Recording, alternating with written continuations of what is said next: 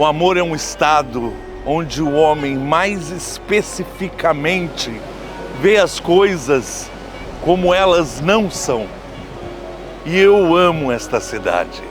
Sejam bem-vindos a mais um episódio dos Teatros Assombrados da Baixada, agora em São Vicente.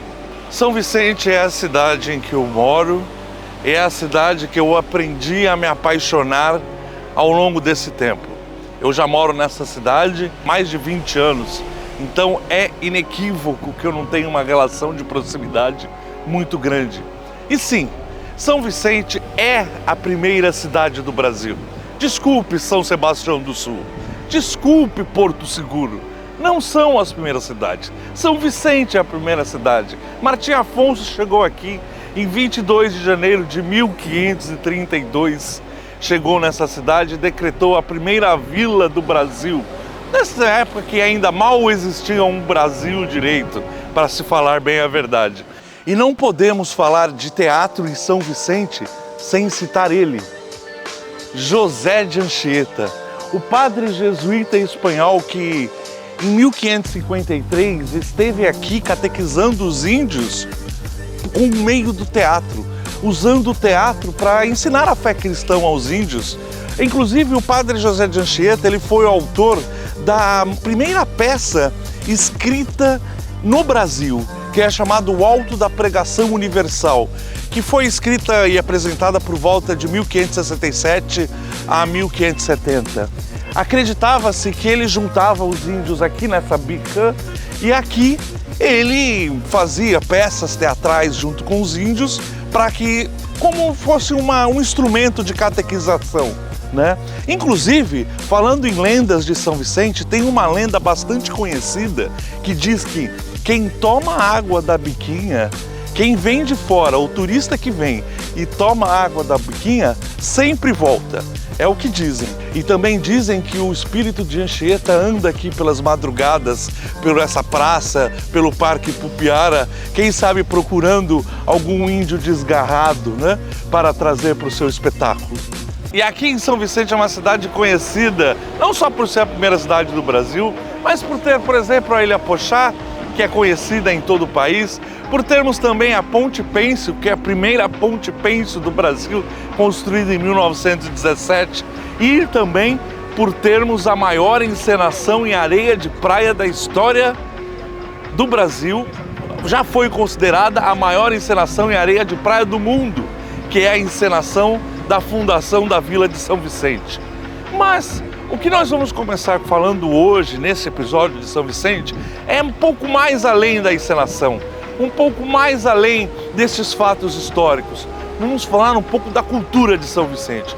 E para isso, eu fui até o Instituto Histórico Geográfico conversar com o Conde Paulo Costa, para ver o que ele tem a falar sobre aquele espaço mágico, também conhecido como a Casa do Barão, e sobre o que ele pensa sobre a cultura de São Vicente e as lendas dessa cidade. Venha comigo. Então, eu estou aqui com o meu amigo Paulo Costa. Muito Paulo, obrigado. Boa tarde, muito obrigado, Paulo. Boa tarde. Então, eu queria que o senhor me contasse um pouco sobre o Instituto Histórico Geográfico de São Vicente e sobre essa história, o que são institutos históricos, né? Bom, vamos lá. Nós hoje somos uma confraria. Uma confraria é uma reunião de irmãos com os propósitos de preservar não só os estudos sobre qualquer natureza, da história que se renova, da geografia que se renova, mas no momento da fundação, história contemporizava tempo e geografia contemporizava espaço. Quando você junta tempo com espaço, você cria o movimento sociológico, ou seja, a gente estuda a movimentação do social, do que acontece nessa região e fomenta e estimula o pensamento, a discussão, o ensino, né, a política, não a política partidária, mas a política do cotidiano. Agora, a instituição verdadeiramente surgiu por um ato de Dom Pedro II, em 1838. Não foi ele que fundou, naturalmente, mas ele estimulou a fundação do Instituto Histórico Geográfico Brasileiro, criando em cada capital da então província uma filial do Instituto Histórico. A única cidade que tinha este braço sem ser uma capital era São Vicente, por ser o berço da democracia, a primeira cidade, digamos a primeira vila, primeira forma de governo organizada, primeira eleição das Américas, por tudo isso. Hoje a confraria mantém este velho casarão de 1890, cujo morador mais ilustre foi o barão Kurt Gustav von Pritzelwitz, um barão alemão, neto do Marechal Pritzelwitz, herói da Primeira Guerra Mundial lá pela Alemanha, mas que aqui chegou em 1920, efetivamente, criando aqui um polo cultural já na sua então residência. Em 1920 ele veio falando português, por incrível que pareça, ele não era nenhum aventureiro, né? Ele veio já falando português, e aqui na sala principal, a então brasileira, filha de alemães, que depois se tornou a baronesa Pritzelwitz, Hildegard von Pritzelwitz, ela começou a angariar pessoas da cultura para aclimatar ao barão ao movimento brasileiro. Naquela oportunidade, em 1920, o editor-chefe do jornal A Tribuna, do centenário Jornal A Tribuna de Santos, era um grande escritor chamado Menotti Del Picchia, que curiosamente morava aqui na cidade e que tinha por compadre um grande amigo que também curiosamente morava na cidade à época, o grande escultor Vitor Brecheret, talvez o maior que o Brasil já teve. Naquela oportunidade, São Vicente era o balneário da moda. Não existia o Guarujá, e Santos ainda, embora fosse uma cidade pujante em termos de comércio, não era em termos de vida social. Então ela começou a trazer para cá algumas personagens da nossa vida cultural, como Anita Malfatti, Tarsila do Amaral, Oswald de Andrade, Mário de Andrade, criando aqui esse estigma de uma cidade voltada para a cultura. Para que você tenha uma ideia, um dos grandes personagens da pintura contemporânea chama-se Benedito Calixto de Jesus. Ele nasceu em Itanhaém, ele morou em São Paulo, ele morou em Santos, ele morou em Paris, mas a maior parte da vida ele morou em São Vicente. Por isso que São Vicente tem tantos vultos importantes, né? Você fala, por exemplo, de dramaturgia. Ivani Ribeiro, a maior dramaturga brasileira de todos os tempos, criadora de Mulheres de Areia, que foi um grande sucesso, que foi revival várias vezes, a primeira versão inclusive com a saudosa Eva Vilma, Evinha querida, e depois produziu uma segunda versão com Glória Pires. Ivani Ribeiro era vicentina de nascimento e ela morou em São Vicente. Ou você fala, por exemplo, de atrizes de teatro como Cleide Ácones, né, que não nasceram aqui e morou aqui durante pelo menos 30 anos, né? Cacilda Becker, a grande dama do teatro, que era irmã de Cleide Ácones, morava em São Vicente também. Ou seja, essa cidade tem uma essência cultural intensa. As pessoas parecem que vêm para cá, elas se inspiram, né? Nós tivemos pintores do nível de Sônia Vesac, que ganhou festivais no mundo inteiro. Darcy Penteado morava aqui na cidade, tinha apartamento. O presidente Washington Luiz Pereira de Souza, tão famoso, né, que a gente chama de Washington Luiz, tinha casa na Praia dos Milionários. Então, assim, tudo que gravita em torno dessa primeira cidade gravita em torno de cultura, de sabedoria, de aprendizado. Eu acho isso muito lindo. E o senhor nasceu em São Vicente ou não? Não. Curiosamente, eu nasci em Santos, né? Morei em Santos durante algum tempo, mas com 3 anos de idade vim para São Vicente e aí me apaixonei. A minha família se apaixonou pela cidade, porque curiosamente, não sei se as pessoas percebem, o clima de São Vicente é um pouco mais ameno do que o clima de Santos. Então, se lá tiver 30 graus, aqui vai estar 27, 26. E talvez isso tenha agradado não só a minha família, mas a muitos europeus que vieram para cá, que tinham as suas empresas no Porto, mas que moravam em São Vicente. Pasme, São Vicente no início do século XX era uma cidade rica, e muito rica, porque a renda per capita era enorme em função dos moradores. Esta linda mansão, que hoje é o Instituto Histórico e Geográfico, é um remanescente desse início do século XX de Fausto, ou final do século XIX, de grande riqueza, de grande incorporação da riqueza, não só financeira, mas cultural também. E me fala um pouquinho mais desse acervo. Aqui a gente tem um acervo sensacional aqui, o senhor falou. São quantos itens na biblioteca? 57 mil livros. E o acervo de museu? 26 mil itens, todos catalogados e coisas absolutamente insubstituíveis. Móveis, objetos de decoração, livros históricos, documentos, atas, pequenas esculturas, de todo lugar do mundo. Nós temos, por exemplo, o vaso da dinastia Ming. Nós temos um Cristo de madeira policromada do século XVIII com 65 chagas. Nós temos em cima da minha mesa da diretoria, que acabou de passar por um processo de restauro, um livro de 1734, que você não encontra na esquina, entendeu? Então, assim, é um acervo que tem que ser preservado, porque eu digo com muita segurança, um povo sem memória é um povo sem história, e um povo sem história, consequentemente, é um povo sem memória. E acaba não tendo futuro, né? Um povo não sem tem, passado. Porque sem passado você não consegue se projetar, né? Você acaba vivendo no mundo de Nárnia, que eu digo sempre, no mundo da imaginação. Não dá para desprezar, por exemplo, a Biquinha de Anchieta e imaginar que ela foi a primeira escola onde o padre José de Anchieta ensinava não só a língua, mas também os costumes, o folclore e a religião aos indígenas.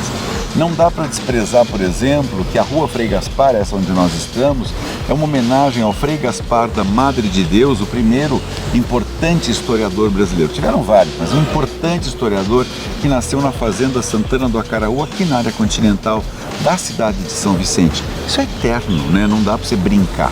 Então tem muita coisa que é a pura história. Dentro do acervo do museu, o que o senhor consideraria que é um destaque?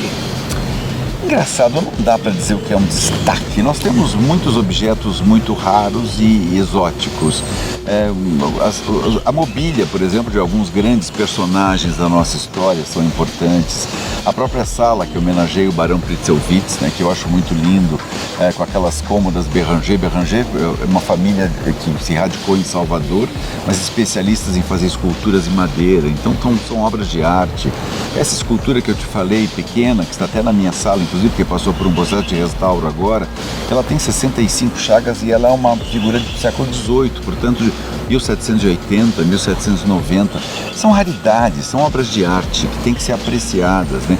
Até o busto do Victor Brecheret, que nós temos no salão principal, que foi doado pela própria família, é uma referência à permanência do Brecheret nesta cidade. Como não honrar o maior escultor brasileiro? E a cidade ainda tem falhas, se você quer saber. Eu recentemente estava lendo a respeito da família e a vida de Francisco Dias Velho Monteiro, que ele não usava o Monteiro, ele usava Francisco Dias Velho, um bandeirante nascido em São Vicente que simplesmente fundou Florianópolis. E curiosamente, Florianópolis hoje é a capital de Santa Catarina. E você vai pesquisar, mas tem alguma escola que homenageie Francisco Dias Velho na cidade? Não. Alguma rua? Não, tampouco. Alguma praça? Não.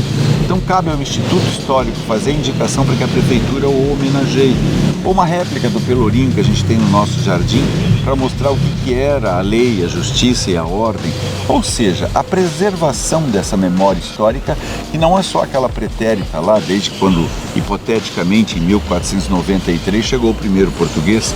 Depois, em 1498, veio um outro grupo, né? Em 1502, aí a primeira vez oficialmente, quando nominaram esta ilha, Santos e São Vicente, como Ilha de São Vicente. O nome São Vicente só surge a partir de 1502. Depois disso ela vira recorrente, porque aí Perucapico chega em 1516 e torna essa pequena povoação a capital dessa ocupação portuguesa. E Martim Afonso vem aqui aí de maneira formal e oficial em 1532 para fundar a forma organizada de governo. Não adianta qualquer cidade dizer, nós somos anteriores. As vilas existiam em todos os lugares porque elas foram se pipocando em função das expedições que para cá vinham oficiosamente. Mas São Vicente foi a primeira verdadeiramente a ter uma forma organizada de governo, tanto que em 22 de agosto de 1532 foram as primeiras eleições das Américas, quando se elegeu de fato os primeiros vereadores e representantes. Era uma tríade, eles escolhiam apenas 3 vereadores e um deles exercia a prefeitura, que naquela época não chamava prefeitura, chamava-se intendência. Então é muito interessante. Interessantíssimo. O senhor falou muito sobre a questão de cultura em São Vicente. Hoje em dia, o senhor sente que isso está, de certa forma, o senhor falou que São Vicente era um polo de cultura, sempre foi, historicamente. E a São Vicente de hoje? Triste, eu diria quase deprimente. Não há nenhuma ação por parte do poder público que valorize o que nós temos de atividade cultural. De que adianta ter um teatro que custou 10 milhões de reais e nunca foi inaugurado?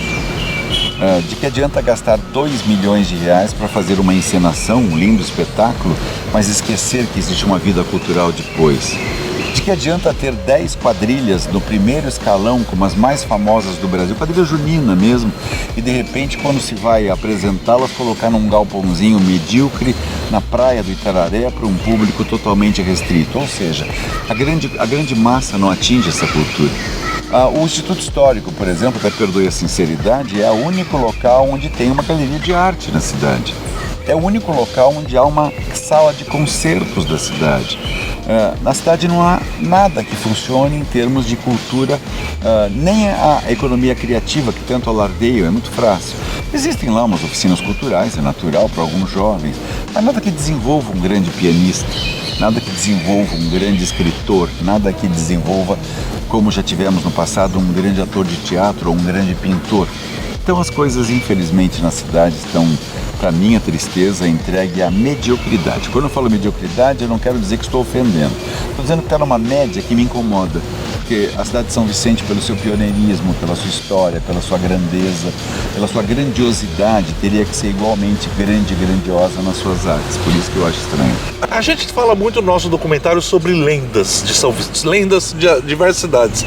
O senhor lembra de lendas aqui de São Vicente? Muitas. Lendas e mitos. O senhor poderia citar algumas? Várias. A lenda do Ipupiara, por exemplo, um suposto monstro que vinha atacando os pescadores, que era gigantesco e que foi morto pelos desbravadores desta terra por volta de 1580, 1590. O Ipupiara recebeu até alguns anos atrás uma estátua hipotética dessa figura mítica na Praça 22 de Janeiro, que infelizmente não existe mais, porque foi destruída por vandalismo. Mas essa é uma das lendas. Nós temos a lenda da Pedra da Feiticeira, por exemplo, lá no Itararé, uma feiticeira que enamorou-se de um marujo, teve um filho com ele e ela fazia suas oferendas e as suas fantasias lá, as suas bruxarias justamente sobre a pedra, onde se chama Pedra da Feiticeira. E que todas as noites ela para lá ia, notadamente nas noites de lua cheia, para fazer os seus trabalhos, que eram trabalhos, não eram banda nem quimbanda, eram trabalhos de magia, né, aquela coisa toda, e dizem que ela acabou morrendo ali, porque numa daquelas noites ela escutou vozes do tal marinheiro a chamando para ir para o mar, para algum barco, e ela saiu nadando e nunca mais foi vista. A lenda é tão presente que o corpo não foi encontrado, então disse que houve alguma coisa de diferenciado. Mas entre tantas outras lendas, aliás, a própria casa aqui, a casa que pertenceu ao barão Kurt Gustav von Pritzelwitz, ela é povoada de fantasmas, é algo Sério? assim absolutamente impressionante. E eu não falo isso como caricatura, não, pelo amor de Deus, eu não quero pôr medo em ninguém, mas eu, por exemplo, como presidente, costumo ficar até um pouco mais tarde, às vezes, porque eu só consigo redigir, analisar processos, observar tratados, escrever algum artigo depois das 6. E não raras vezes fico até 7, 8, 9, 10 da noite, o que não é incomum. E escutava a princípio barulhos de passos na parte de cima, escutava móveis sendo arrastados, escutava portas batendo. E invariavelmente eu sempre fui muito destemido, nós temos alarmes, né? Eu falei, não pode ser um ser humano. Subia, olhava tudo, abria gavetas, abria portas, olhava embaixo de móveis e não tinha nada. A coisa começou a ficar espantosa e aquilo continuou recrudescendo cada vez mais. Um belo dia eu estava na casa anexa, que pertenceu ao coronel José Lopes dos Santos, que dá nome à praça principal da cidade, a Praça do Correio em São Vicente, chama-se Praça Coronel Lopes.